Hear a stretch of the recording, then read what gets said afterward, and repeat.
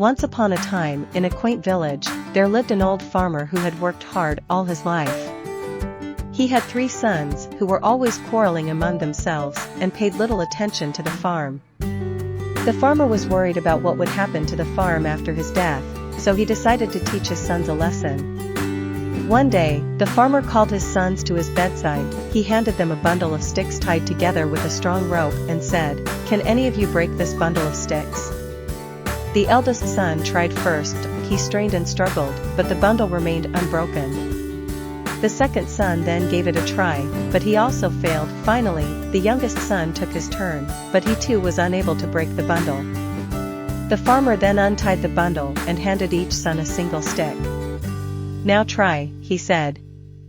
Each son easily broke their stick in half. The farmer looked at his sons and said, "My sons, you see, individually these sticks are weak and easy to break, but together, they are strong. Similarly, if you stay united, no one can harm you, but if you keep fighting and remain divided, you will be as weak as these individual sticks." The sons realized the wisdom in their father's words. From that day on, they resolved to work together and care for the farm. They stopped their quarrels and learned to support each other. The farm prospered, and they lived in harmony.